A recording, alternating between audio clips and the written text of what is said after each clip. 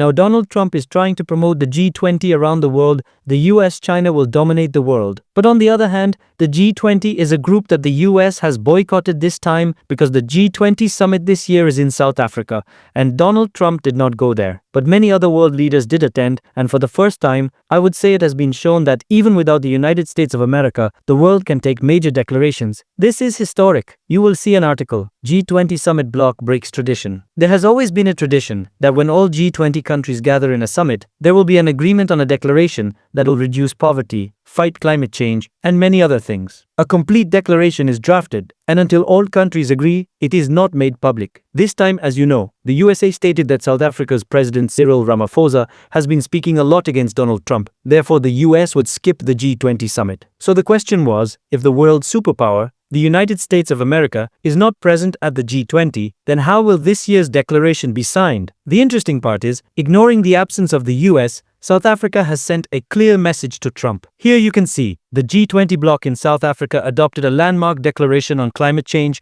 unanimously agreed upon despite opposition and boycott by the United States. This is the first time in history I am seeing a major declaration signed and passed without the US, supported by Canada, supported by India, and supported by the other G20 countries. This is a defining moment, and Trump will have to think about whether his policies are harming the global stature of the United States. I would literally say that today it seems the US's stature in the international community has fallen. A few years ago, if the US had not participated, the summit would have failed, and no declaration would have been signed by any country. I was actually looking on social media when Mark Carney tweeted that Canada, Australia, and India have now formed a new trilateral partnership in technology and innovation, working more closely together on clean energy, critical minerals, AI, unlocking new research, more opportunities, and greater prosperity. Jobs are going to play an important role in this partnership. Interestingly, below that tweet, many comments from Canadians who previously commented against India were now saying, give this partnership a new name, CIA, because literally the countries involved start with the acronym Canada, India, Australia, CIA. Anyway, we'll see whether they name this group CIA or not. But a question must arise in your mind. What happened to the USA? Why did they suddenly boycott the G20 summit in South Africa? What was the reason? Let me explain. For the first time, I am seeing Canadian media, Australian media, even European media, many countries that are fed up with Trump's statements and tariffs, fed up with strange foreign policy writing that Trump is isolated. I never imagined that a US president who holds so much power, whose country is so influential, would be described by international media at a G20 summit as isolated. Trump isolated at G20 with world leaders uniting behind a joint declaration. Now, what is the story? It begins about a year ago. Donald Trump started accusing the current government of South Africa of racial discrimination. You will be shocked to know, from the US perspective, we often see South Africa through their cricket team, which has many white players. But in South Africa's total population, the percentage of white people is only around 7-8%. And this population has been shrinking. Trump claimed that minorities in South Africa are being mistreated, farmers are being killed, and Cyril Ramaphosa. When the president of South Africa went to meet Donald Trump at the White House, Trump started playing videos in front of him, showing him what he claimed was happening in South Africa. This is the iconic video you see here. Donald Trump is here, Cyril Ramaphosa is here, and behind them is Elon Musk, who himself is a white South African who moved to the US. Trump then started showing articles about white farmers being attacked. By the way, this issue of white farmers in South Africa is very important for Trump's voter base.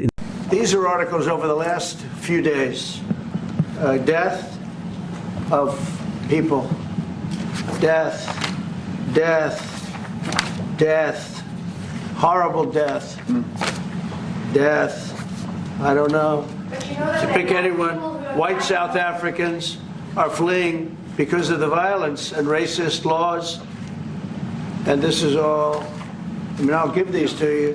So when you say, what would I like to do? I don't know what to do.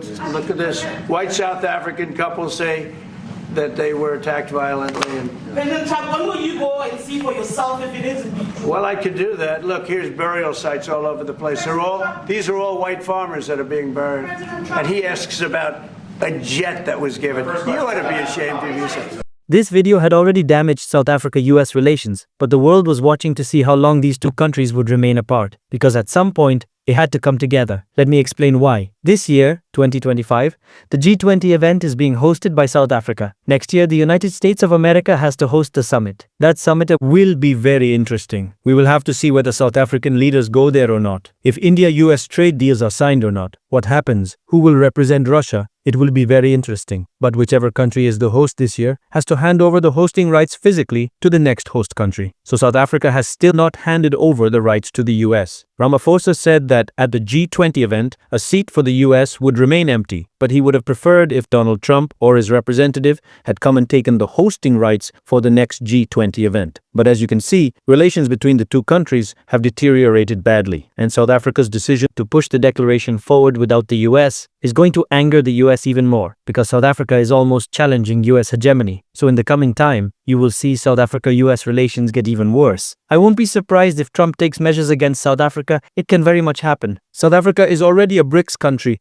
and this is absolutely unacceptable to Donald Trump. So a lot of things are going to happen. It's sad because the G20 is a group where countries should come together to solve global problems. But due to disputes between South Africa and the US, this year's summit, you could say, is not as impactful since the US did not participate. Fortunately, I must say, the US is still a huge power. We have financial muscle. We have resources. Even though the declaration passed without the US, from a humanity perspective, this development is absolutely not good. And as India has formed a new partnership in this G20-25 summit with Canada even a year ago, no one could have imagined that under Justin Trudeau, India would sign a new partnership with Canada, a new trilateral partnership. But this has happened, and now even Canadian media is no longer asking their government, why aren't we taking action against India? Why aren't we putting sanctions? You would know that during Justin Trudeau's time, India-Canada relations had become very bad. And I had told you earlier, as soon as this leader is removed, you will see things improve a lot. And Canada knows that since Donald Trump has recently taken some action against H-1B visas,